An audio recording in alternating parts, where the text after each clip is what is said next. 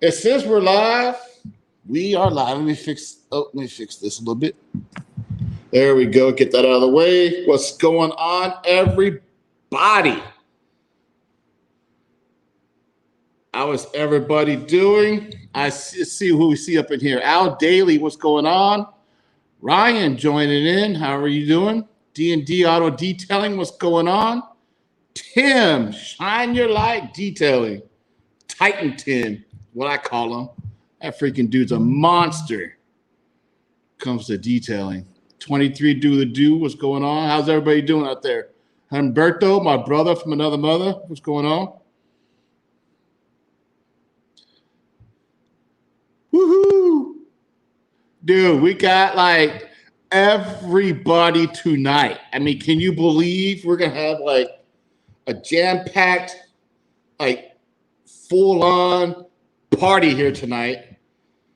And believe it or not, there's gonna be lights up on the disco going on. You'll see it here. Trust me, you'll see. Someone's office got disco lights going on. But I gotta bring in. Oh, thanks, Humberto. Let me know my sound's all good. Keith, what's going on, Keith? How you doing? See a lot of people up here.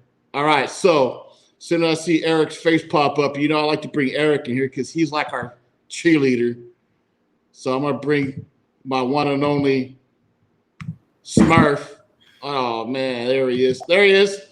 The Smurf. Look at that, taking the bow. What's going on? How you doing? How you doing? Can you hear me better, Mike? I can hear you. You are still crackling, but we'll put up with you. That's all right. How about now? Is it crackling? Yeah, it is. DRD, what's going on? DRD in the house. What is up, Keith? Daryl, don't ride dirty. Chris Murphy. We got lots and lots of people up in here today. We're gonna have fun, jam-packed. Lots of info is going to be dropping tonight. You ain't going to want to miss this. If you like detailing, if you ever think about doing detailing for a business, I got some information for you today. Definitely. Still crackling. The dog loves Rad Garage, the real one. He's the old one, not the real one. The real one's Pop Smurf right over here. That's the real one right there. The old one, speaking of the old one, as soon as I can see Rick's face, I'll bring him in. Oh, I see Rick's face now. He's smiling. Oh, he's cheesing. Woo! There he is. He's cheesing. We got Texas Didi up in the house. Texas Didi, how you doing? Hope you're feeling better. Hope you're getting better at that polisher. Yeah. She's made some great videos with that polisher, huh?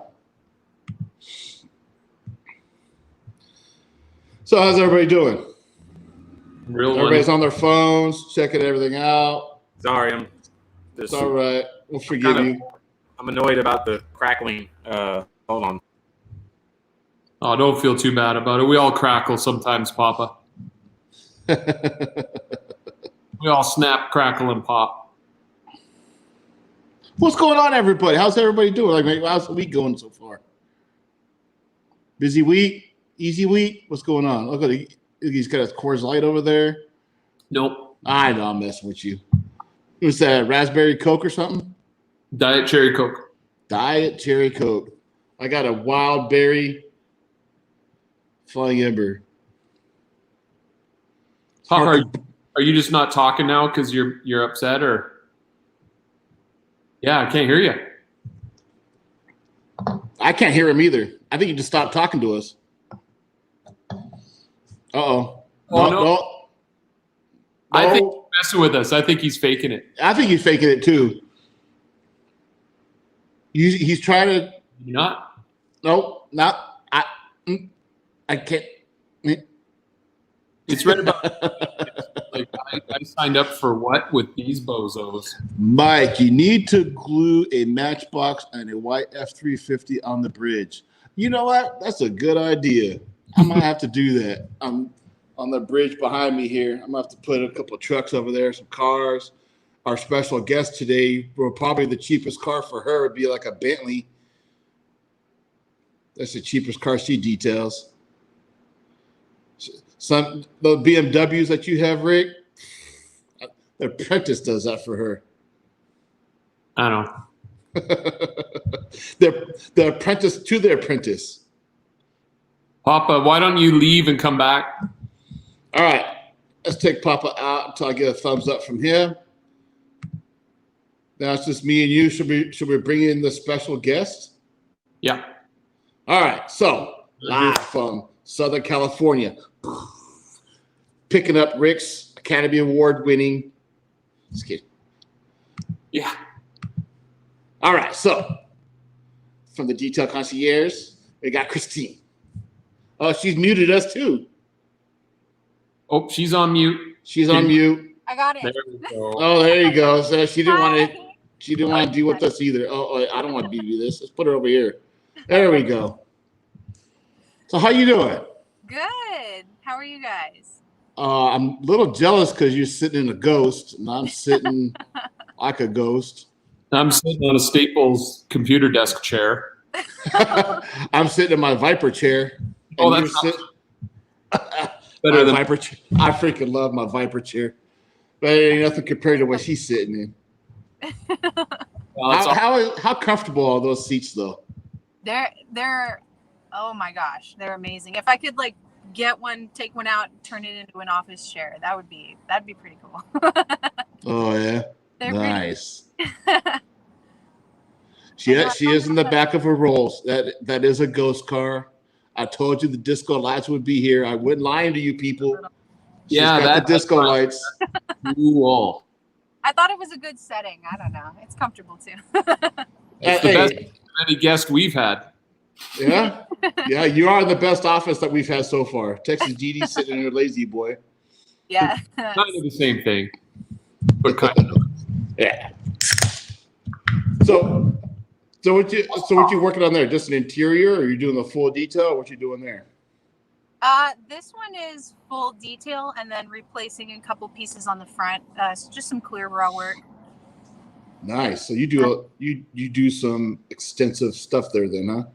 Yeah, we try to do like everything. I do the touch-up detailing and clear bra, and then I've got a guy for tint too that comes in. So anything they need, I try to be, the full concierge experience. Like I got a dent guy, but I do all the detailing and clear bra and touch-up myself. Nice. Yeah. So how tough is it to get like a paint when you do the touch-ups? How tough is that?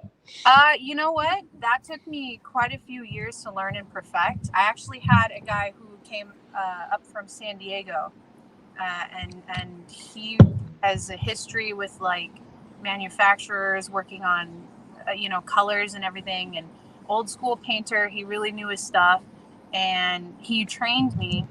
And then from there, I kind of learned some new tricks on my own, and really.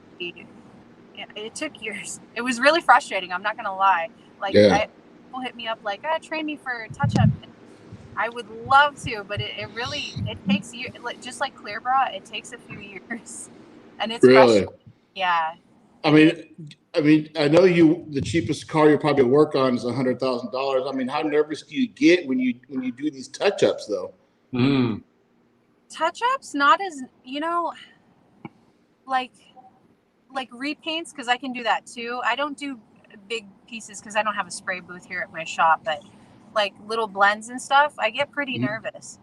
It's pretty nerve-wracking to have to like sand areas down, and you're like, oh man, here we go, It's all or nothing. Yeah, I can hear you a lot better. Okay, that's much better. So what did you? And no crackling. No crackling. Okay, I disconnected my mic. I gotta mess with that later. I don't know why it's giving me issues, but. So Christine, when did you first start getting into detailing? Like, when did you was it somebody that in your family that was a detailer that got you into it, or did you just were like, I want to detail? It actually was just kind of like a weekend job. I was started in college, so around like 2009, 2010. I was just kind of taking care of my own car because my parents gave me their old Corolla, and I was like, okay, I'm going to take care of this. And, was cleaning it. And the guy I was dating at the time was he knew paint corrections and everything. So he taught me how to like properly wash and things you want to use, things you don't want to use.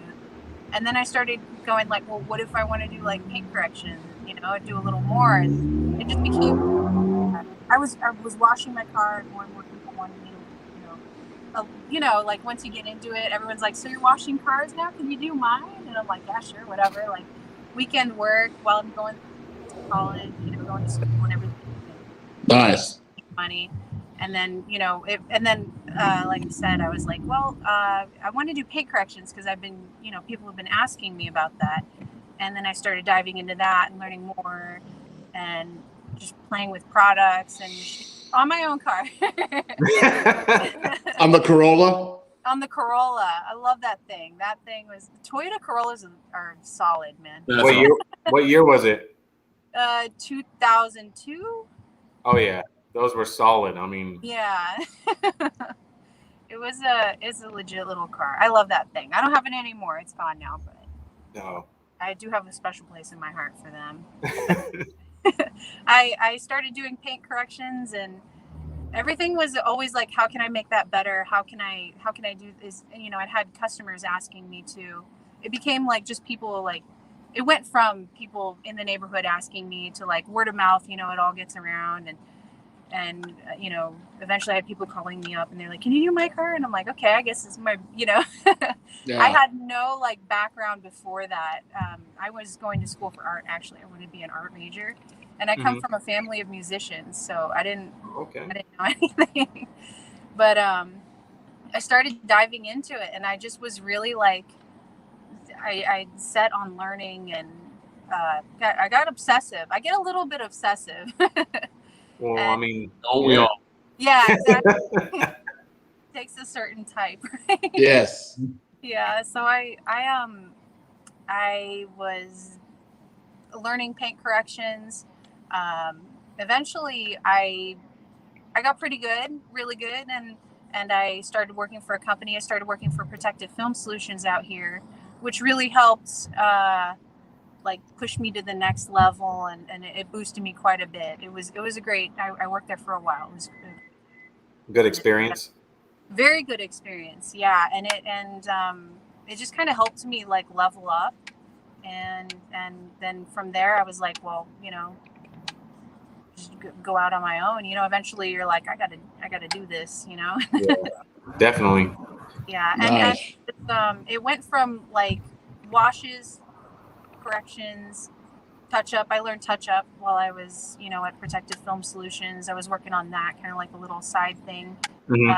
Learning to paint, because if I couldn't touch it up and it needed to be repainted, okay, well, I want to learn to repaint then, so I dove into that. Wow. And then I was like, okay, clear bra. I get asked about clear bra, so I'm like, okay, dive into that. Nice. That's nowadays, like PPF.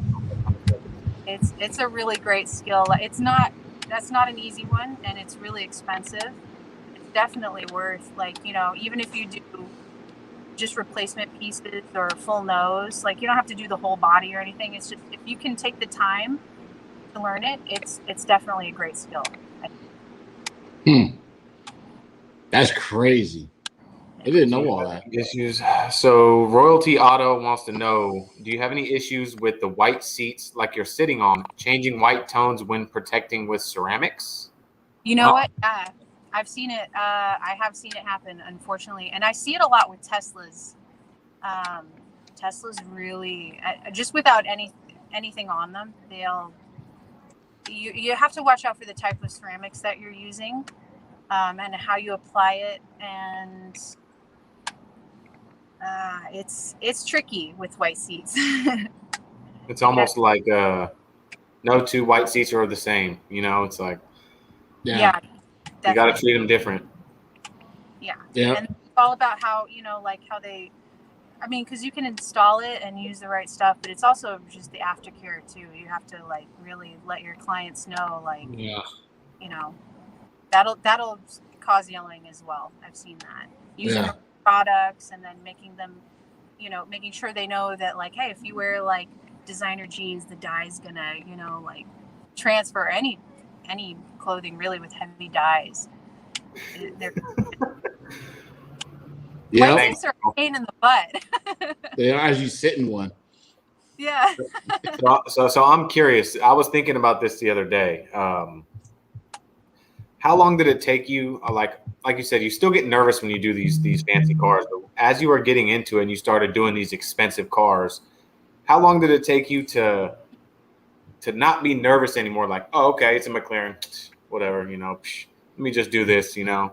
Because to me, if I started doing a Lamborghini or something like that and all these fancy cars, I'd be so nervous to touch them. I mean, I'd be nervous to touch them. So it's like, how long did it take you before that nervous kind of turned into fluent? I guess that's the best way I could put it.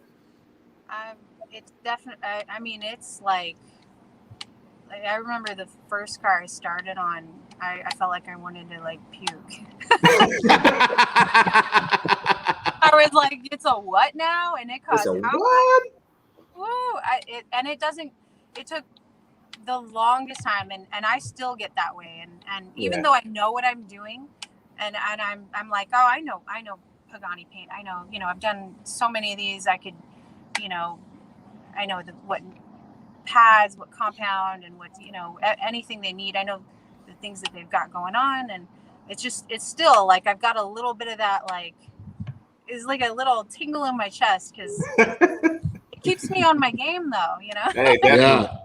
Because it's when you don't get that is when you kind of mess up. Maybe if when you're going too confident, it's like, exactly. Oh no, you know. And I've seen that happen too. So I you know, I do get comfortable, but I snap myself right back out. And I'm like, no, you know, if you mess this piece up right here, you know, you gotta remind yourself. That's like a funny. So Texas Dee, she's one of our famous ladies. She lives in Texas. She just wants to know, how did you get into high-end cars? Well, it just kind of, it's definitely has a lot to do with the area that I'm in. The California car scene, especially right here in Orange County. So there are a lot. Yes. And, working for Protective Film Solutions kind of got me in with a lot of those clients. I met quite a few. I had friends who had, you know, their friends were like Kobe Bryant, or, you know, like, it's crazy. Like their parents' friends were, you know. It's definitely about like where you're located. And then this is I love this question though. I got a Ferrari. My very first car was a Ferrari. Really? It was. So I like was that's the first car I got thrown on, and I was like, oh my god, you know. I had no idea.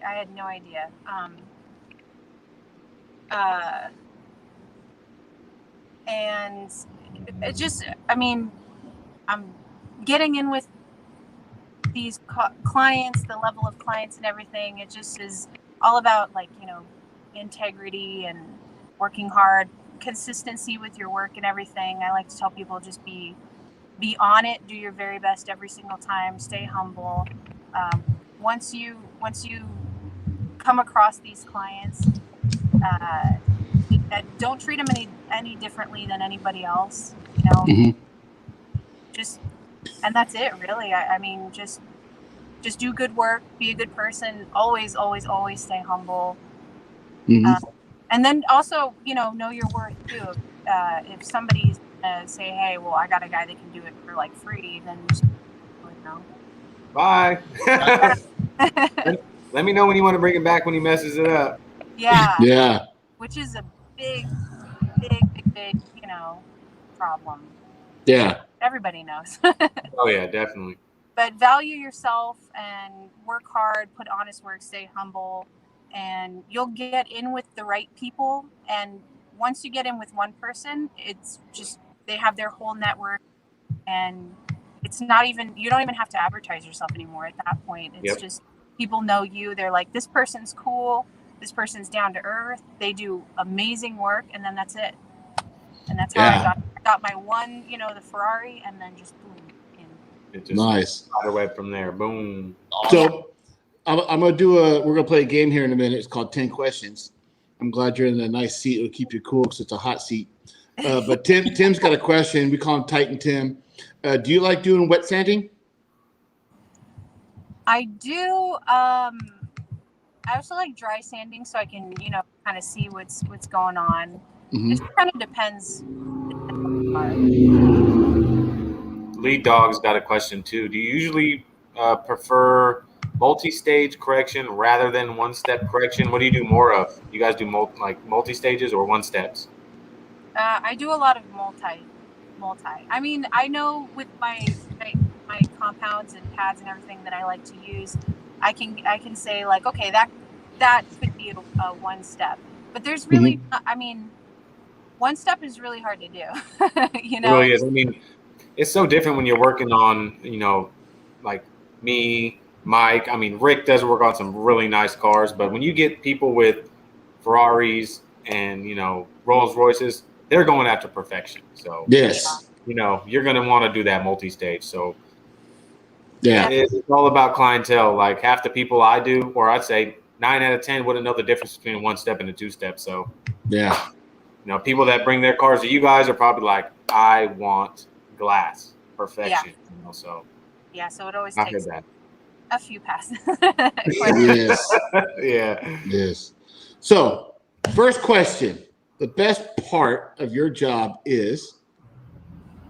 I really, I just, especially with detailing, I like the transformation, and I really like the tough jobs. I like when somebody brings me something and they're like, hey, I don't know, can you? And then I'm like, I can, and I make it look, It's challenging yourself. But detailing, I love the challenge, the transformation. The classic cars are my absolute favorite for that reason. Nice. Hey, Eric, my favorite video you ever put out was you doing your mom's. What your mom had like a hay bale in her. Oh yeah, the heyday. I'm pretty sure she stuffed a horse in the back of her Explorer because there was hay. I mean, I don't understand. There was hay. There was hay in places I didn't understand hay could get. Like how? I don't recommend doing. After on that one was amazing. I loved that one. Yeah, that was a good one. I honestly, my forearm and my shoulder was sore from vacuuming for about 3 hours straight. I was vacuuming. Ooh-wee. You like a challenge. We all like a challenge, so we say. Yeah. She takes cotton cigs. He takes heydays. I love to see that though. I so appreciate the amount of work that goes into that. Like it's physical, it's demanding. Yes. And transformations like that, I love, like on Instagram, YouTube, to see those videos. I'm like, look at you, hell yeah. Nice. So when you're not working, we can find you doing what? At work. When I'm not working, I'm at work. I'm at work. it's always working. Yeah. And then to learning like new skills, like clear bras is fairly new to me. I've been doing it for a few years now, but it's still like it's one of those that takes time. So I'm here and putting in a lot of hours, and I got a loft upstairs. I sleep upstairs every once in a while. Nice. You're like, okay, I've been here for 13 hours. I'm just all right. I'm done. Yeah. Eric has a loft upstairs too. That's only because Amazon shows up every day. Yeah, I gotta send my packages secret. I said I already gotta leave a note. Go around the side. I'll lower the bucket with my rope. What up? Yeah. So, question number 3: if you can instantly become an expert in something, it would be paint protection film.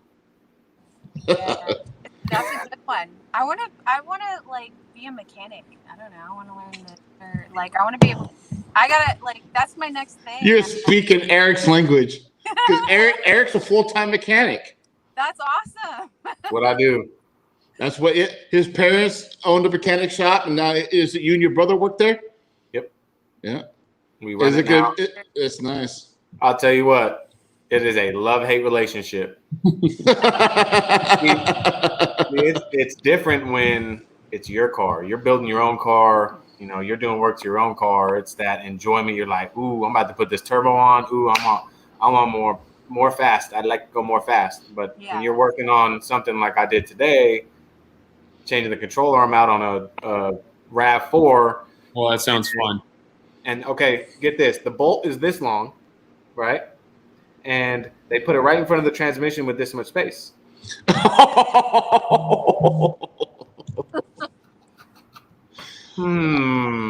Yeah. So you end up having to take all the motor mounts out, jack the motor up, drop the subframe just to get a bolt out. Yeah, forget that. It has its ups and downs, but I mean, there's kind of like a satisfaction, kind of like detailing, you know, like you say, you like that, you like to transform something. Well, there's a satisfaction with taking an engine completely apart, putting it all back together, and you fire it up and it purrs like a kid, and it's just like, yes. Yeah, I imagine that's like the best feeling ever. Yeah, and it's like, no matter how many times I've done it, I've been wrenching since I was 8 years old, but every time I do a big job and I'm about ready to turn that key, I get that feeling. You know what I'm talking about? That like, okay, I'm about to wet sand this $300,000 car. So yeah, same feeling. Woosah. All right, I got this. All right, next question. It's gonna get tougher. Right. The most expensive car you've detailed was worth. I did the Zonda collection. Oh my God. So those are like, I don't know, 14 million. Holy shit! I have pictures too of me just like leaning over with the buffer right on like the snorkel of this like, yeah. Wow. She wins everything. I mean, and you wanted, and he wanted perfection on it. Yep. Yeah, and those are probably, and then the Vision GT I spent a week on. Those cars, the Zondas I spent a week on. I did a couple of CLK GTRs.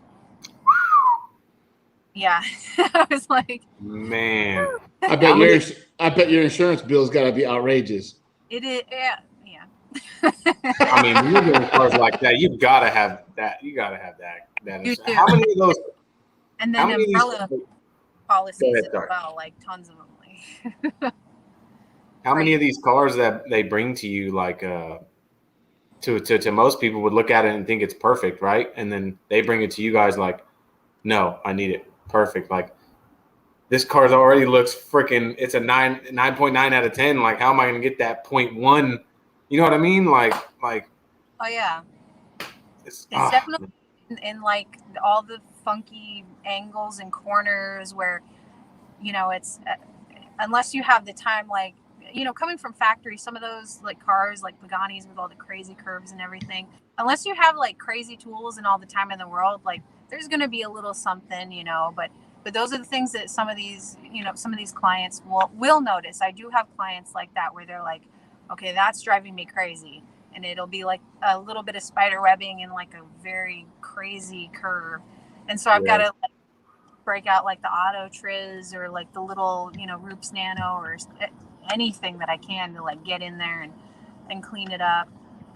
But then there's also, usually they're pretty good. It's not a lot. Oftentimes what I come across is like in transport, they'll get pretty like scratched up. And then a lot of times with like Lamborghinis, I've seen like people go and rip on them and they're like blasted with rock chips or they're, you know, pretty scratched up. And they want all that fixed up and looking nice again, huh? Yeah. Damn. Must be nice to be in your shoes. It can be stressful because you're like, oh my gosh, you know, like it's been a lot of learning. It's crazy. Oh, that's amazing. It is amazing. So the next coating. I'm just reading the comments. Royalty asks, "What's your favorite go-to coating?"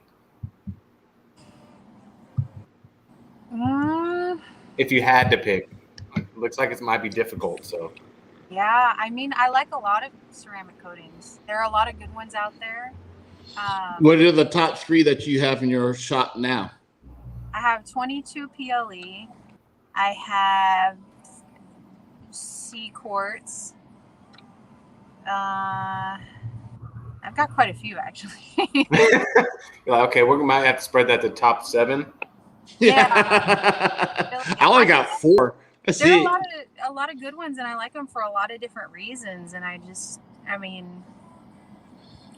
So do you have like coatings? Like it's like I know Ferraris take this coating well, so I have this coating for this, and or I have this coating for the McLarens. I have this coating for these Rollses. Is it like that, or is it the color of the paint, or is it type of paint, or how do you choose the coating? For the most part, it's all, like soft paints, I'll use like 22 PLE because it does go on. It doesn't take like a lot of, buffing, and Mm-hmm. it is, it does dry hard. It's maybe not quite as hard as the other coatings that I've used, but I do love it for that. Because I get a lot of soft black like Rolls Royce, like Mm-hmm. it's a good one, and I can layer it and layer it and layer it and layer it, and I like that. So it takes a little longer to build up to get to the same level, but I like it for sticky paint cars like the old Porsches, and soft black like jet black cars like a Rolls, a Bentley. Nice. I like it. I'm going to be back in 5 minutes, guys. All right, no problem. Start the timer. If you're not back in 5, you owe me $20. Oh. Yeah, sorry, I just booed his ass. All right. Man, So, I just got canceled on, man. I'm kind of mad. oh, you got canceled on Again, I had a full What?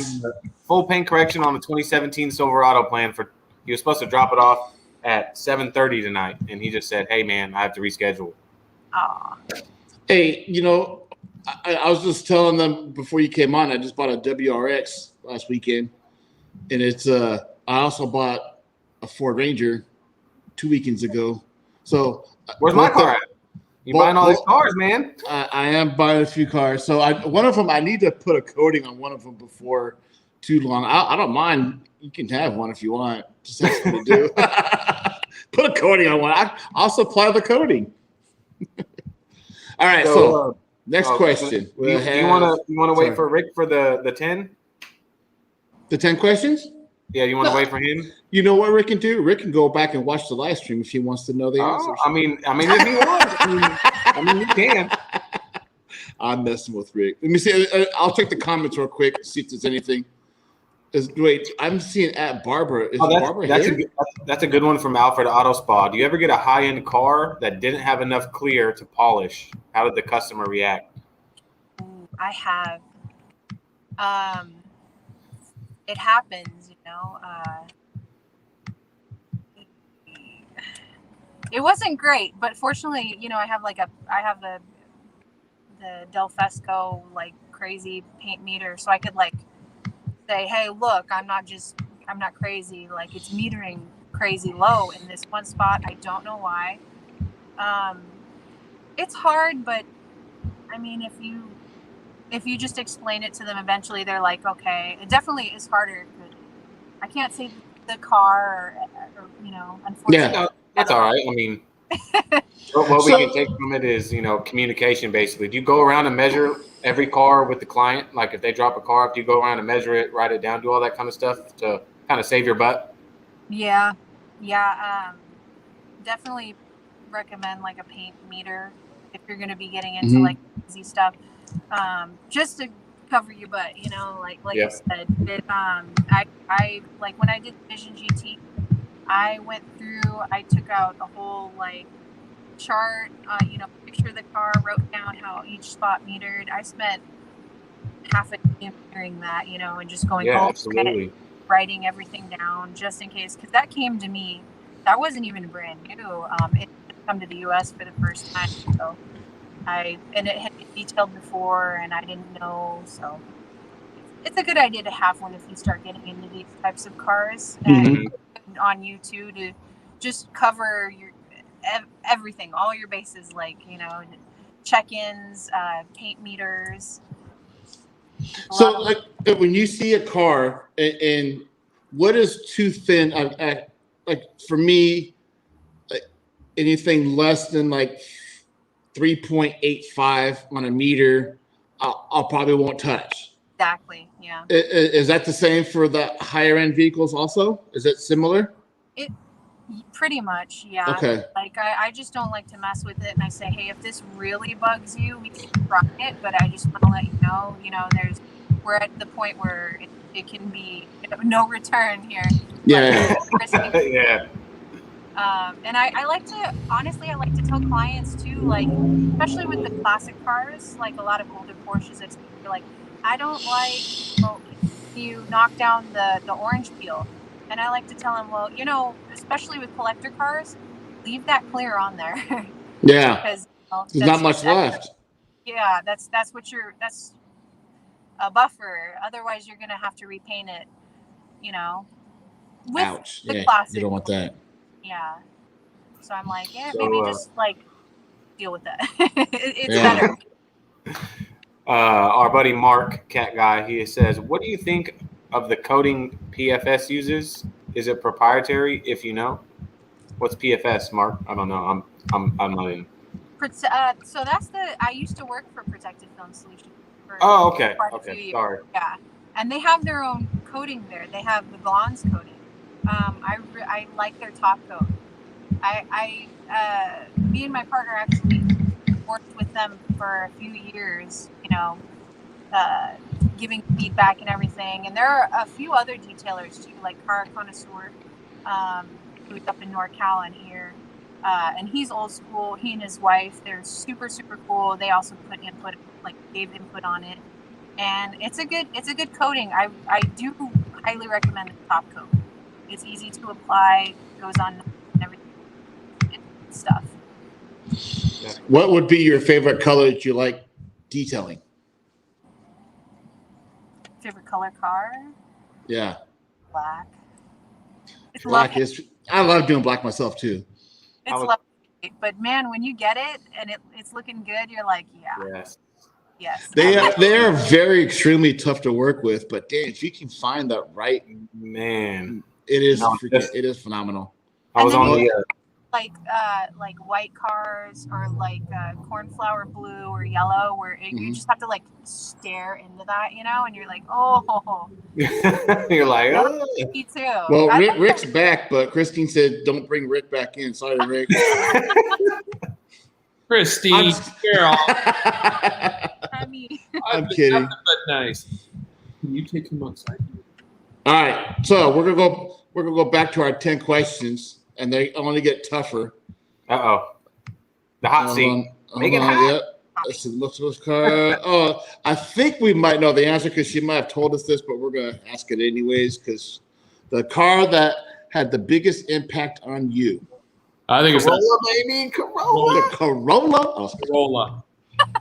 The Corolla. Yeah, if you think about it, like that thing gave me my start, man. I love that car. Yeah. Yes. They always have a place right here. They Heck do. Yeah. All right. Next question. If you weren't detailing, it would. If you weren't doing this, it would probably be. Oh, so I was actually going to school to be an art major. I wanted to work as a conservator in a museum restoring works of art. And I was like, I want to be in the Louvre, I want to be doing crazy things. Wow. So maybe I would have been doing that. I don't know. That's you see the best of both worlds. Maybe you can help restore old classic cars in a museum. That's kind of like the best of both worlds, right? Yeah. Yeah. Yeah, not a bad idea. It's very similar to what I was going for, just a different type of like artwork. Yeah, definitely. Yeah. So you said your parents were art? They're musicians? Yes. Oh yeah. Were they famous that we can know of anything, or what did the instruments did they play, or what? They both did piano. My dad is a great guitarist. But they weren't famous or anything. They're art teachers, or not art teachers, musicians, music teachers. My mom's a choir director, and my dad teaches guitar. And Rick with Rad Garage is he's a teacher. Teachers are awesome, man. Well, most of them are. Then there's Rick. Well, they don't get enough credit, man. They don't get enough credit. Either does and they're all underpaid. Yeah. not me. Except for Rick. He drives a freaking Audi X5 or something. He drives something fancy. Oh, nice. So I think you may have answered the next question, but I'm just going to pop it up anyways because it talks about the connection the detailing extends back to, and it goes probably back to the Corolla at the time you're dating somebody that was in the detailing business. And that's how you started? Or does it go farther than that? I was washing my own car, and you know the joke. My neighbor was like, "Hey, can you wash mine?" And I was like, "Okay, sure, yeah." And then full block, and then they tell their friends, and it's like, I've got a route now. Geez, okay. So is the boyfriend? Does he still have his own business, or is he not doing it no more? No, he still has his own business and everything. Nice. Yeah. Is his name Larry Cosilla? What? No. All right, so I'm gonna pop this next question up. I'm gonna run to my little mini fridge over here and grab me another water. I'll be right back. What? Okay. My advice for anyone thinking of joining the detail industry is be humble. Ooh, yes. Learn as much as you can. Try as many products as you can. You know, don't go rogue. You know, always do your best. Always do honest work. Mm-hmm. And just be genuine. And if Good words. Yeah. And love it. You gotta love it too. You'll know if it's for you or not. Have fun, right? Have fun. Yeah, you will know if it's for you after the first one. Exactly. I'll tell you what, when I was learning, I did 3 of my buddies' cars, full details, paint polishes inside out. After that 3rd one, I was like, okay, I'm not doing this for free anymore, guys. I can't. I cannot do this. That's funny. So the next 2 are kind of, I don't know, personal questions, but they are fun. So if you were out with your friends and you had to sing karaoke, what song would it be? Wait for it. It'd be like Whitney Houston. Oh, Yeah, delicious. Respect. Yeah. What would it sound like? Can we get a sample? Let me just mute this real quick. And then... I'm just kidding. I'm playing. Hit that high note. Yeah. My mic just. All right. So our last question. I promise you, it's not a tough one. The best thing that you've recently bought was? As far as like work? Anything. You were just on vacation for 10 days. Did you buy anything there? Or? Actually, probably on vacation for 2 weeks. You were just in Monterey too. Like when I buy something, I said that's the best $20 I've ever spent. Like last week, guest really loved that little robotic vacuum cleaner, the Roomba or whatever. The Roomba. Oh my gosh, I got a Goovy. I haven't bought a Roomba, but now I'm Roomba. Yeah. Now I got a coffee machine recently, and details. Is it a Keurig or? It's not a Keurig. It's from like. You can see it from here. I have a Keurig. It actually, kind of took a dive on me and left me hanging. Yeah, it's like a craftware or something like that. It wasn't crazy expensive. It was like $30, and that thing's solid. So like Alfred, oh, do you? I've never had coffee. What? Never. But he'll drink 3 Monsters a day. No, hey, listen, no. I have 3 by 9. I still got the rest of the day. Every live stream, Mike mentions he doesn't drink coffee, and Eric comes back with a bunch of 3 Monsters. Oh, no. And it's only on Saturdays and Sundays. Monday through Friday, I only got 2 cup holders. So I can only have 2 in the You truck. can't justify that, Mike. I'm sorry. Coffee. Right, so Alfred Ausball wants to know what detail tool could you not live without? Oh, good question. That's a good one. All of them. I gotta turn my fan on real quick. That's a hard one because really, like everything, like interior cleaner and the polishers. That's a hard one. Yeah. Compound, huge. Mike, what's your favorite tool? Like, what's your tool every time you grab it? You're like, oh, this is my favorite part.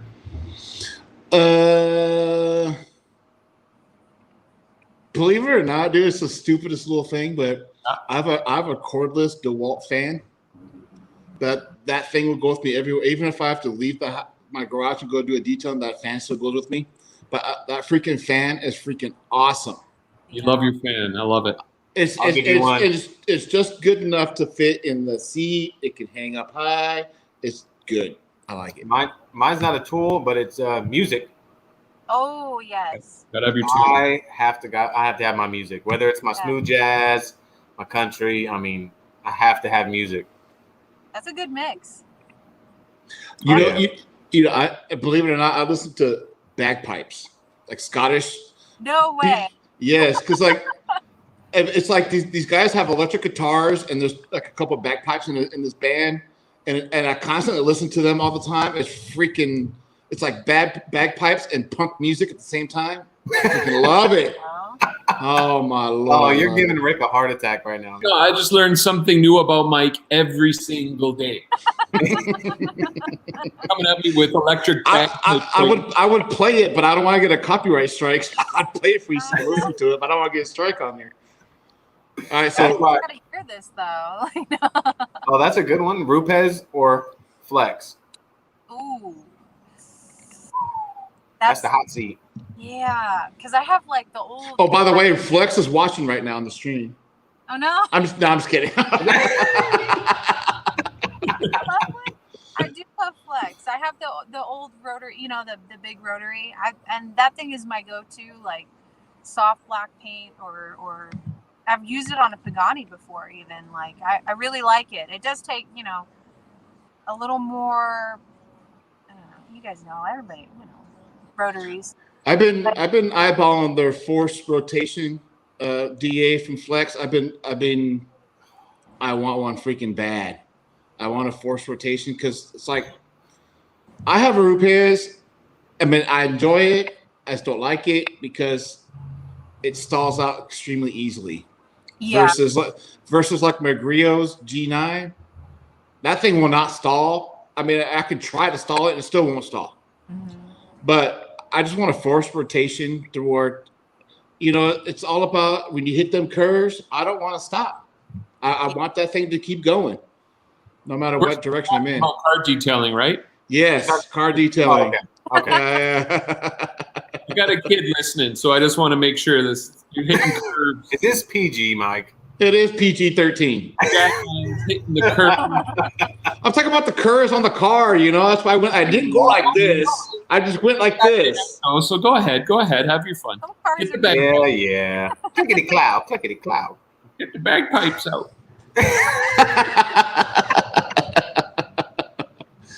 Rick, hold on. Let me boot Rick. Oh, man. You're getting muted. Get out of here. My next video just for you. I am going to find some sweet, chill, ambient bagpipes. Yeah. It's funny you were mentioning the G9, Mike, because I'm doing the introductory to polishing video soon. And I put that little questionnaire out on my channel. Mm-hmm. And, I'm reaching out to those guys that were like me for like 7 months. Like, I want to get a polisher. I want to get a polisher, but I'm scared. I want to get a polisher, but I'm scared. And everybody's like, throwing all this, like I said, what would you guys like to see, And people are like getting into details. I'm like, look, I don't want this to be overwhelming because it was really overwhelming for me trying to get into polishing. And people are like, you need to know the difference between the rotary and then the different this. And I said, I thank you guys for your input, but I really want to make this short, sweet, not overwhelming, and easy for people to understand. So the G9 is going to be my polisher of recommendation for those that want to start because it is a great starting polisher. Yes. So, if you can go to AutoZone for $159, you get the G9, you get a pad and the little sample pack of that. Yep. You can't beat that. they have the complete compound and polish. I mean, that's what I pretty much started with. I mean, I started with the Harbor Freight one, but the G9's an awesome starter, machine polish to get into machine polishing. So I mine broke last week, I think. What? It broke, but no, it looked like a battery connection, like a little black circle thing, and it fell to the ground and it wasn't turning on. I'm like, what the heck? So I pick it up and I push the black thing on there and I turn it on. I'm like, oh, it works. So I duct tape that damn thing on there. Works just fine. I'll swear I'll keep running that thing. You're pretty much a mechanic. No, Pretty well, much. yeah, duct tape will fix everything. You're hired. What's your Chris wants to know, Christina, what's your favorite interior cleaner or leather cleaner? Oh, you know what? I really like, especially for the price, I like 𝗘𝗟𝗓. Yeah. Yeah. There's nothing wrong with grills. Yeah. And So- Swiss Box I used quite a bit, which is really great. But I mean, 𝗘𝗟𝗓 has like really good interior. Are you in your shop now? I am, yeah. How hard would it be to walk to your chemical selection and show us what you have? Actually, it's a little lacking right now because I've been focusing more on 𝗘𝗟𝗓. Oh, Yeah. got you. What would you say your ratio of someone that comes in? Well, I mean, before you clear bra, you do correction, right? And make it perfect, and then you clear it, bra it, or okay. So I guess that kind of dummies my question. I would say, who do you get more clear bra people or paint correction people, or people that don't understand that the correction needs to be done before you clear bra? They just say, hey, I want a clear bra, like. More, I want a clear bra, and then like a polish. Look at it, and I'm like, no, you need a full-on correction. The So clear bra isn't going to make this go away. So let me ask you. So you've been on your own for 9 years, is that right? Well, I'm looking at only on your website. It says 9 years. So is that accurate? yeah, So, I've been detailing for 13 in total, and then just on my own for 9, and then my new shop, I've been here for 3 years. Okay. So at what point did you go from Corollas to high end? To where like, do you even take like a Ford Fusion? Would you even take that into your shop? Oh, absolutely, yeah. Okay. Unfortunately, just because of the way like the social media and everything is set up, like people are like, oh, you would never touch my car, and I'm like, of course I would. Like, bring that thing in here. Let's work on it. And I keep my Money's price money. fair. I don't charge like insane or anything. So how do you separate like a Ford Fusion that needs correction and a clear bra versus a condensate comes in and they need a correction and clear bra? Obviously, there's differences on those. How do you price the difference on that? Good question. Yeah, it's definitely like basically just an hourly rate. Like, I know it's going to take me this long to do this car. Yeah. The daily drivers are easier. 𝗘𝗠𝗟𝗓 is definitely, that's going to take a long time. You've got to. You don't even want to breathe on that thing. Yeah, seriously. Well, I just use that as an example, because I'm sure you get a lot of high-end vehicles. Like you're sitting in a Ghost right now, so it's like, it's like, how would you compare the price difference between what you're doing now and like a Mini Cooper? How do you price difference that? Do you like a Mini Cooper? Do you have a flat rate to where you get a Ghost? Like, okay, I'm hourly rate. If they want to go all out and do like the full package, I'll usually say, okay, it's going to be like an hour, or especially for like classic cars. Okay. Like any sort of like restoration type of thing, it'll be an hourly rate. But like, hey, I just want it to look better, or it's my daily driver. I'll still say like hourly rate. Like, okay, this is how long it's going to take me. It's going to take so much in materials, and then just price it out based off of that.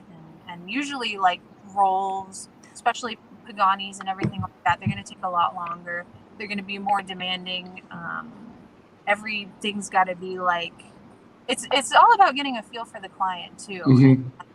And that's really that's a skill that's like key, I think, because you gotta be able to read, and talk to them and everything, and just know, this is how long it's going to take me. I want to make kind of around this much, so and just price it however you feel like, okay, I could do this, few in a day and knock that out, and this is a reasonable price and everything. So you're making money, the client's happy. And then on the crazy cars, definitely, that's a difficult one. Yeah. Yeah. Thank you. So, Royalty Auto Detailing wants to know: do you use airbrush gun when coating rims and calipers? I do. Yes. I mean, not always. I'll if they don't want, because some clients and then some of the cars that I get into, they're very particular. They're like, don't take the wheels off. Some of the cars I get, the jack points are kind of weird, and it's more of a liability. So they're like, just do it on the car. I'll get in there with the sponge as much as I can, but also airbrush definitely comes in handy. The ceramic coating can wreck the airbrushes, so just definitely clean them out every single time. But I've used the airbrush, interiors, wheels, and calipers typically. Nice. Humberto wants to know if you've ever tried the dry ice cleaning. I have seen one done and helped with one, but I haven't done a full one myself. It's something that I've looked into. I absolutely love it. I wish, but there's not much of a demand, surprisingly. Like, I could see if you're like doing concours and classics all the time. The regulations in California are really, they're super strict. Oh yeah. And then the machine itself is like $40,000, so it's like, oh, okay. Am I going to get enough work? Yeah. Am I going to justify taking enough to pay for the machine eventually? Yeah. Exactly. And I've only honestly ever had a few clients ask for that. So it's and they're really probably very specific too, like very select clients that want that. Like I want to be able to eat a sushi roll off of my control arm. Okay. Yeah. Please. That's cool, but yes. And challenging. I'd love to do it, but it's just there's surprisingly not that much work for it. Gotcha. One of our loyal viewers just recently decided to take the jump into dry ice detailing. Oh, that's cool. Jonathan Edwards, he's starting something up. He sent me some pics the other day, so we're gonna wish him luck. That's really cool. Good luck. Because he's got to pay off that equipment. Yeah. Yeah. I don't know if he's watching tonight, but he'll watch this later on. Can I piggyback on something Christine said, though, about there's not much demand for that? So I don't know if the host might let you know, but I'm actually coming to this live stream from Canada. It's part of a UNICEF program. They need one international co-host, and they can get funding or something. So I'm the total non-American, but the conditions up here are brutal on cars, and you're in Southern California, correct? Yes. So when a customer brings their car into you, what are the things that you see that are like the biggest challenge for car owners in Southern California, besides snakes? Oh, rats.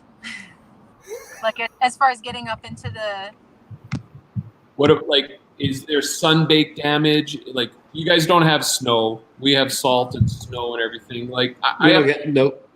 Southern California don't get any of that. 9 out of 10 all the time. Or am I totally wrong? It's definitely sun. It's sun. A lot of people park outside. We have a lot of sappy trees in the area. Ooh, so sap, bird droppings. It's not like anything too crazy, honestly. Yeah. People that live by the ocean, close to the ocean, you get that sea salt that kind of messes with things. On a lot of Porsches, we see like rats or mice crawling in and chewing like wires. Yeah, they like to get on those. Okay, I'm gonna stay here. I'm fine with the snow. Yeah. I've always lived on the coast, and now I was born and raised in Central California, and now I live in Northern California. I still get to see snowfall or try coffee, so I'm normal too. All I know is it smoky where you're at, Mike? Oh yeah. It looks like just doomsday outside right now, man. Oh yeah. Maybe the cancel was a blessing in disguise because it's ugly out right now. It is ugly. Yeah, when I woke up this morning, the sun was like burnt orange. Yeah. It was freaking awesome to look at, but I was like, sucks. It's hot. It was hot today, man. It was hot today. So Glenn wants to know what is the latest? I just missed. Oh, there it is. Oh, my thumb's hitting the wrong things here. What's the last project car you rejected, and what was the reason? Last project car. I mean, I usually try to take everything in. There was, I can't remember the name of it. It was an Aston Martin, and this was just basically there's no kit car. It was a Toyota Prius. It was for a clear bra job, and it's they wanted to book for like this week, and I'm gonna be leaving for Monterey, so I had to reschedule. Or I gave them a later date, and it didn't work for them. So I guess that's the last. You're just in Monterey. Now you come home for the live stream, and then you go back to Monterey. I'm going. Oh, actually, I'm going to be gone from the 11th to the 15th for Car Week. In Monterey. Nice. Nice. So I'll be out there, and it was like super. I honestly, I think I was going to go, and just so happened that I had a couple of manufacturers hit me up, and they were like, "Hey, can you guys come out?" And I was like, "Oop, I guess we're going." So. Ooh. Yeah. Glenn Armando, appreciate the super sticker. Appreciate that. Thank you very much. Yeah, that's awesome. Chris, terrible here in Tahoe. Chris, you're in Tahoe, man? Not that far. If you're in Utah, you should go. Oh no, he's in Tahoe. Not Tahoe, yeah. Yeah, Tahoe. So 23, do the do. Got a good question. Do your clients ever let you drive their car, and if so, what was your favorite? I've driven quite a few cars, actually. I do love the P1. I get to drive those often. Mm-hmm. I have 2 of them stored at my spot. Okay, Rick. So, Rick's about to fall out of his chair. Amazing. yeah, it's like part of the concierge services. Like I'll take them into service. Take them. I've done like for wheel repair, for repaint, for anything they need. Service is a big one, but I definitely they're like, here you go. Oftentimes we'll trailer them, but a lot of my clients are really cool with me. They're like, here are the keys, go for it. And then awesome. the keys that I have stored in my shop, the P1s, they actually are very like, you need to start them up and at least once a week, make sure they're charged properly, not overly, too much time on the charger. But definitely keep them on the charger, and they have to run. Like these cars they want to get out and they want to go. If they just So definitely part of dealing with these cars is you got to drive them, and even just positioning them in the shop, you've got to know how they work and everything. So I've driven Paganis, I've driven the Thor, the Koenigsegg. And I seen your video when you watched it. Yeah. you and the apprentice. Yeah, we rolled up in it. Yeah. That was great. That's a scary car. Really cool. Really, I mean, those things are just absolute beasts. Like, insane. My favorite car is always. I love the F50, the F40, F1 is. I've never driven that one actually, but one day maybe. I love that one. But McLaren is the P1 has been my favorite for a long time, just because it's like with the electric, the hybrid battery. It's super responsive. It's just super powerful, and the Koenigsegg RS definitely changed I was like, wow, okay. That's this is what Lightspeed feels like. Oh, yeah. What's your experience on I don't know, doing any type of detailing on like carbon fiber? I love carbon fiber so much. Mhm. I really do. I've done a lot of the Paganis, and it's definitely all about lighting, and just you're constantly looking, because the fiber weave can really hide things. So Yeah. you've gotta be moving and looking at every angle. Those are really good ones too. Black cars, and then the light colored cars, and then carbon fiber too. Another one it's challenging. It turns out really well. They look great, but all about lighting. So where do you get the confidence? Because I know on carbon fiber you can't test thickness on that. Yeah. So how would you know that you can do a correction on it? If you don't, there's like only the Del Fesco, like they're like crazy expensive. It's like $4,000 or something or $6,000 in total once you get the attachment that can, and that's like the only thing that can read the carbon fiber or anything like that. Oh, okay. Just as far as like eyeing it, if once it starts to get down, the clear starts to get down to the lowest point, you're going to start seeing the carbon fiber weave. Yes. You look at it, see the weave, and that's where you're like, okay, I got to be very careful. Yeah. Gotcha. Like F40 of 50, like they already come where you can see the carbon weave, and so you got to be crazy careful with those. Gotcha. So Lead Dog wants to know, what is your daily driver? I have 1985 325E manual, and I'm the second owner. And that thing, I got so lucky. I picked that up from a guy who is actually a mechanic shop out in like the lake, or just south from me, and he bought it from the original owner and just kind of had it. He's also a dealer, so he's part of his little thing and his collection. And his wife was like, "Get rid of that. You got to get rid of something." And I found it and swooped in and grabbed it, and it's just so clean that I drive that thing every day. 130 power.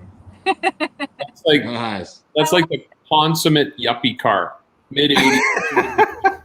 You probably go through tires weekly. One of those, like, wrap around. Oh, pinky's up. Were you about to say you have 3 daily drivers, or was that just a misspeak?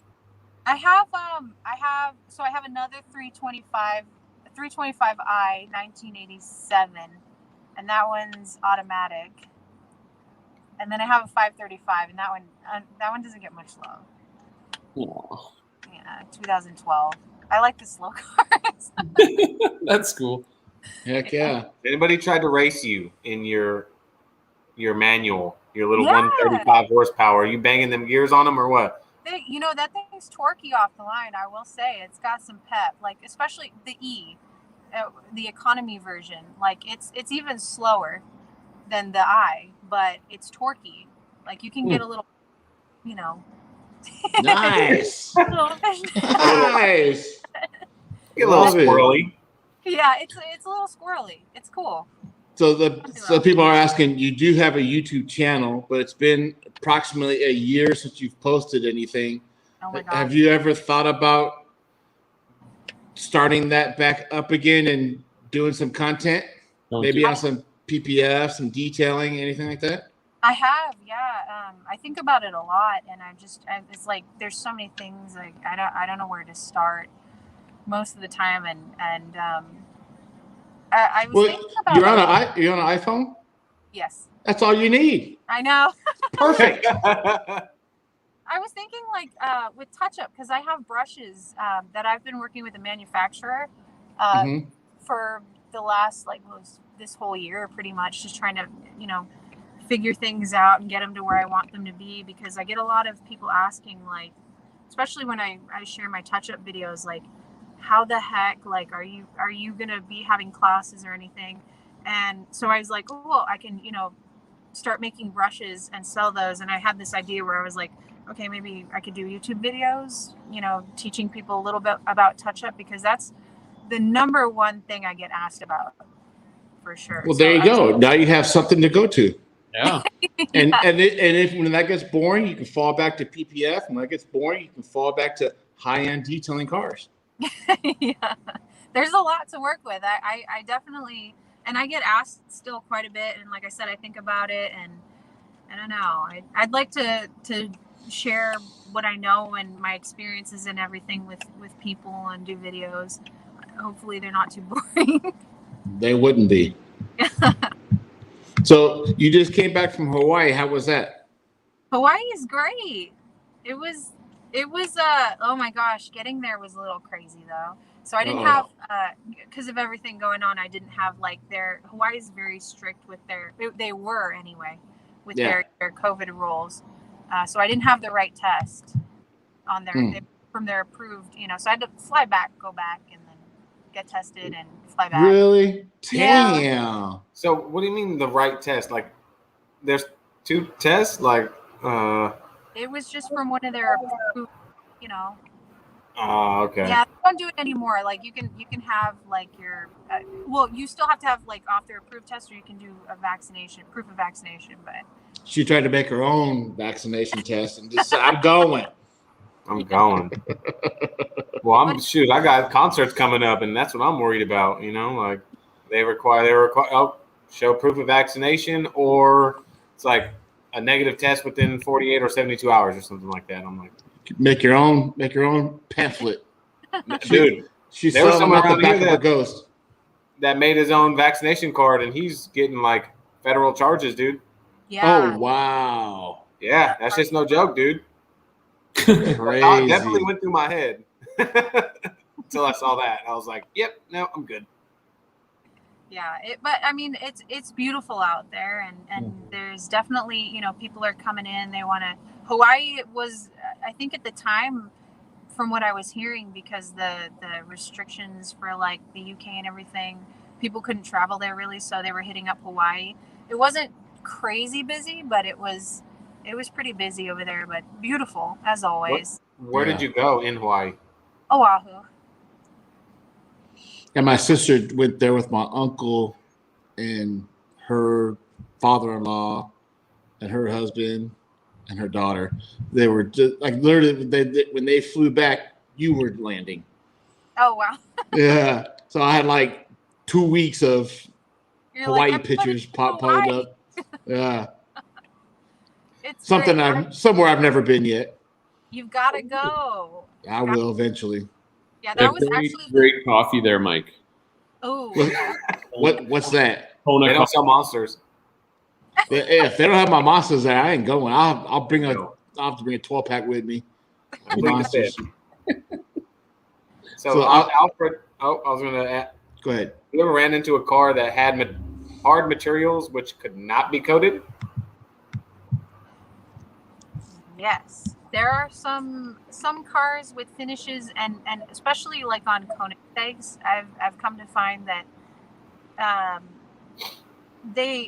you have to we've had to literally contact and call Sweden and be like, what is this made out of? Because I don't want to mess it up. Like it looks like this type of finish, especially with the metals and everything, and the interiors are different types of finishes or.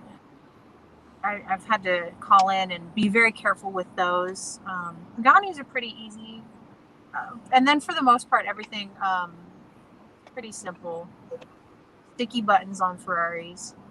Those are Yeah.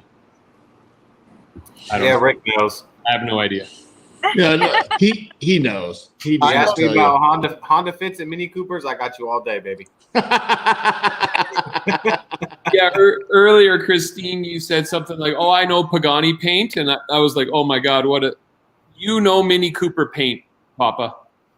Yes. No Mini Cooper paint. I am the Mini Master. Hi. So how long did it take you to say, okay, I'm confident and I know about this particular vehicle when it comes in, I know what I'm talking about? How long did it take you to get to that point? It definitely took a few years.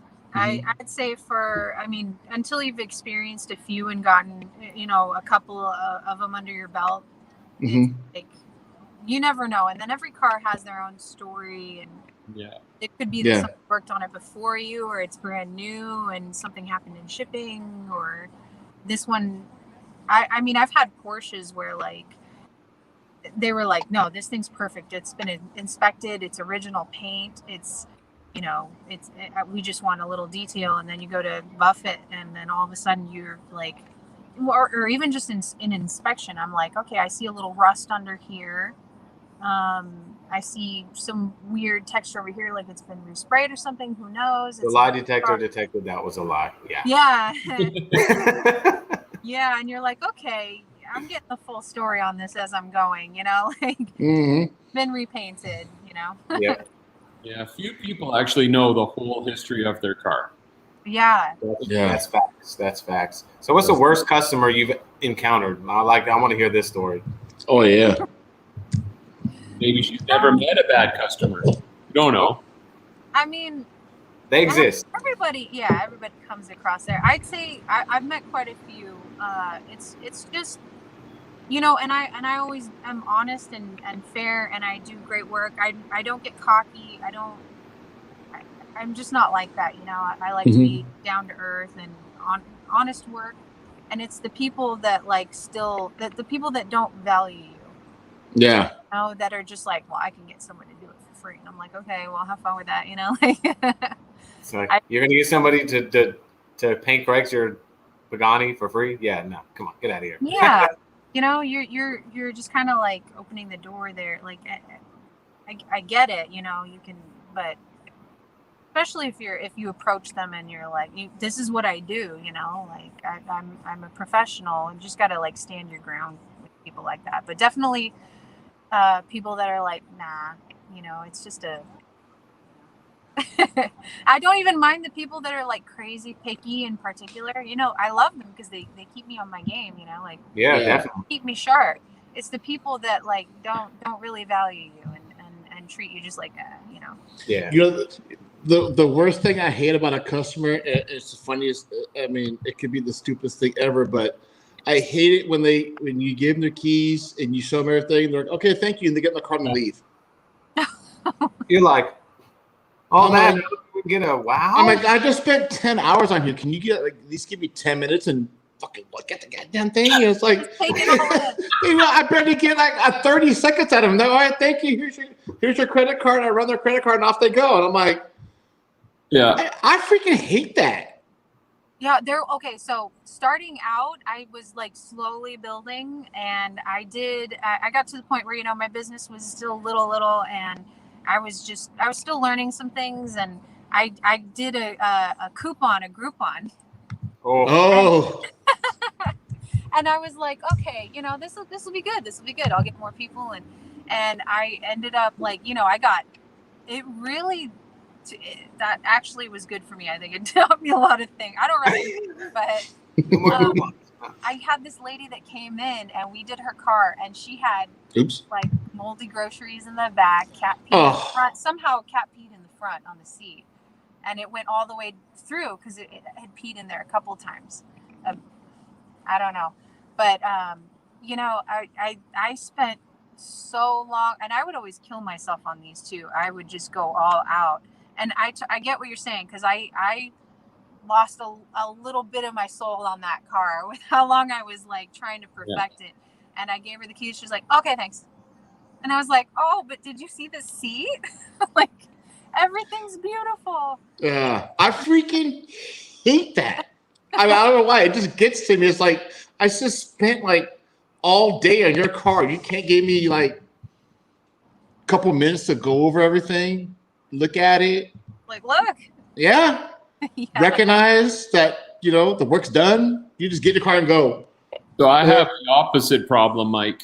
I only work on invitation only, and I do very few details. Yeah. I often am like, when is this guy going to leave? Like, this guy picked his car up at 6:00. He's still talking to me at 8:00. Like, because we become friends through it all. So like, yeah, hopefully they're not watching right now. You got to tell them about every scratch that you took out, every swirl. Yeah, you got to name them all, and you have to tell them about them. Yeah. Well, hearing your stories makes me glad that this is going to sound terrible, but I'm glad I don't do it for a living, because that would really upset me if someone just came in, grabbed the keys, gave you the cash, and drove away. I would be in pieces.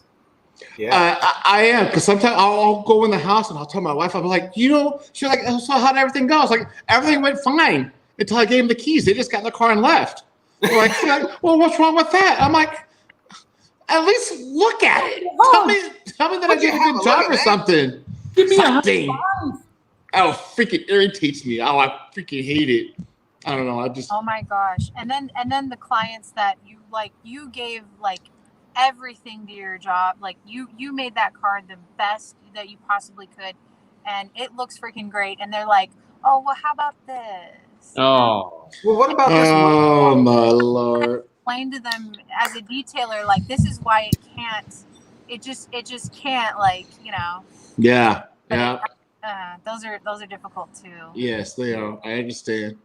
It's like, let's not focus on this tiny spot. Let's focus on the 99% of the other stuff that looks completely 360. Yeah. I mean, Yeah. I just had that on the Escape that I did. I did the engine bay video, but I didn't feel like it needed a whole video because it was really clean. I mean, it was super clean. The inside, it didn't need nothing but a light wipe down and a vacuum. But I love those customers. yeah, she was like, it's pretty clean. We've never waxed it. And when she said that, I was like, I got you. She had Nice.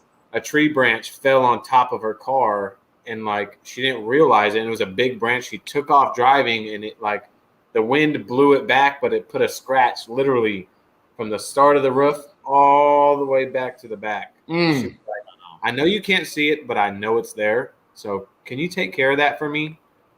I took care of the scratch. I took care of a deep scratch on the door, the fender, and they picked it up, and she was like, it's so shiny. And then I was like, okay, let's geek her out. Let's pop the hood. Let's do this. And I was like, they were like, okay, thank you so much. They picked it up. They left. And I was like, all right, cool. But then he texted me, and when they got home, he goes, dude, my wife's geeking out right now. She said her cars never looked this good. That's freaking phenomenal. I love that. I was stuff. like, yes, thank you. Mm-hmm. I see that kind of stuff makes my day. Yeah, it's like, even though it was clean, like, I mean, that thing was glossy as all get out. I mean, I put a sealant on it 24 hours, and then I topped it again with topper. I mean, that thing was just glossy as all get out. Yeah, well, this is going to sound cheesy, but I feel like when you're spending that much time with someone's car, there's an intimacy there. Oh, yeah. Like, and people spend a lot of time in their cars. It's sort of like cleaning their house. It's their home on wheels. And yeah, to just get the cold shoulder, Mike, I really feel bad for you. And I think we should all just give Mike a little air hug. Because okay, buddy. Just like, but people that don't know, they don't know, right? They thought you took it back. Like, it's we, the detailing community, that know how much work goes into these things. Yeah. And it's like, those people that say, how much for a basic wash? So I don't do basic washes. Like, so you're going to take your car down here to the car wash. They're going to run it through the automatic car wash. They're going to vacuum it. And then you're going to say, oh, okay, well, they wouldn't know the difference between all I took the basic car wash out of my website. The basic car wash, gone. All that kind of stuff. I mean, little brushes, like I've seen on Rick on your videos, I peel back the rubber trim and I get in between the little cracks of the rubber trim, It's the details. They're not going to know that. No. Like. Well, unless I watch the video. The videos that I make and the videos that you guys make, like, that's really advertisement for like how much work you do. Like, I just finished this multi-day detail on my friend's BMW. He knows, he's a car guy, and he came over a couple times because he's just across the street. So he knows what work was going in. But I said, wait till you see the video. And he's like, oh, I can't wait. Oh, yeah. Like, pulling back the rubber seals, getting down in there, getting in the little, like, in the gas pedal, those little grooves, getting in there with a brush, like, if you're going all out. Your freaking video is always awesome, man. You deserve a star. I mean, set on Hollywood where Christine's at in Canada. You deserve a star. I mean, that's how I ain't lying. If you go watch any of his videos, you'll see he deserves that. He deserves that shit. You're so All right, so I do appreciate you coming on, Christine. I don't want to keep you on too long, because I know you have to get to your loft soon and finish your ghost. I do appreciate and finish your coffee. Thank you so much for having me. It's been nice talking to you guys. I appreciate you coming on and you telling us everything about what you know and how to get to these high ends and PPF and detailing and all that stuff. I just think that was part of some of the stuff that we bring to detailers. We're all detailers in different ways, but when people get to see different perspective of things, they can take everything in their stride and do what they need to do. I appreciate you doing that for us. And plus, I mean, I gotta add, like, when you think of detailing, obviously everybody's gonna think, oh, there's not many women detailers, so you're like an influence, because people are all automatically gonna think, oh, you're not gonna paint correct my car. That's a lot of work. That's not for female. That's not for women. It's like, you know what? It doesn't matter if you're a woman or a man. If you want to go after what you want to go after, you're gonna do it. You know what I mean? You're perfectly capable. It doesn't matter. I believe women can do anything man can do. So. And you're only our second lady we've had on here. Oh wow! We had Chelsea and you. That's it. Oh, that's awesome. I mean, that's really cool. Because it's hard for me to find another lady detailer that can bring on the show. Let alone put up with the three of us. Yeah, that too. Or should I say two of us, huh, Rick? Jeez. Yeah. I really appreciated what advice you gave people trying to get into the industry and be humble and just be yourself. And that I get a lot out of these live streams. So thanks so much for all of what you shared with us, Christine, and continued best of luck. Definitely. I wish there was a way. I guess Instagram will follow along with what you're doing on Instagram. Maybe you'll you'll resurrect that YouTube channel. Definitely. Yeah. So if you guys ain't yet, there's a link in the description to Christine's YouTube or to her Instagram channel. She'll be heading to Monterey this week. You'll get. Please follow her on Instagram down below. Click on the link, hit follow her. She posts daily. Yes. She better. Yes, and then for Monterey, I'll be sharing a lot too, like behind the scenes. I'm working with 𝗘𝗠𝗟 and Pagani. I'll be sharing that, and I want to I'm inspired. I want to, do my YouTube thing. I didn't know there was like so many people. There were so many people out there that wanted it. So I'm definitely considering that. You being a lady in detailing and knowing what you know, there should be no reason why you're not doing YouTube.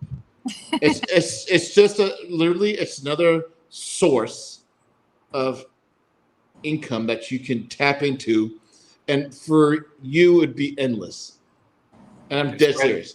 Spreading the knowledge too. I mean, yeah, you seem like you're just like us. I love spreading knowledge. So it's like it's inspiration, knowledge. Hey, we encourage you. You don't got to spend money with the guy down the street to polish your car and detail you. You can do it yourself. You just get out there and just be confident and have fun.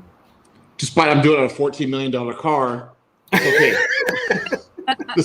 You're gonna do it the same way. $14 million Toyota Corolla, baby, coming next. My Canadian viewers that have tuned in, there was a lot of big words, a lot of advanced vocabulary, such as Pagani, 𝗘𝗠𝗟. These are cars, you guys. A lot of you are these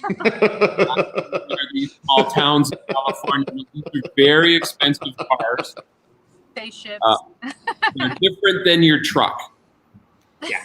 They're different than your truck, all my Canadian small town friends. So yes.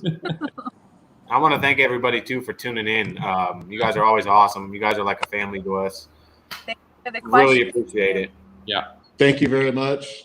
What I'm gonna do, I'm gonna end the live stream, and when I end the live stream, Christine will be backstage, and the live will be done, and we'll just say our goodbyes then. But there's no cheese plate. There never is. No, there's never a cheese plate. There's not wine either, because that's something else I've never had. So hold on. I think next weekend, is it next weekend we have Ethos? Let me see. I forgot. The 14th, right? Let me check the calendar. I think it Ethos. Yeah, next weekend Eric's going to be hosting next Sunday, the 15th. Get your reps in. Eric's going to be ready hosting. for him, baby. I'm ready. We're going to have Tim from Ethos, and then the following weekend we got Lithium, and then we got Gorilla Car Care to end the month. So we got a lot of stuff coming. So make sure you subscribe to our 3 channels. Thanks, if you do find Concierge Detailing, go hit subscribe to her channel. She's at, believe it or not, she's at 664. So she needs at least 3 to pass because she don't want to end at 2. We'll see y'all next Sunday.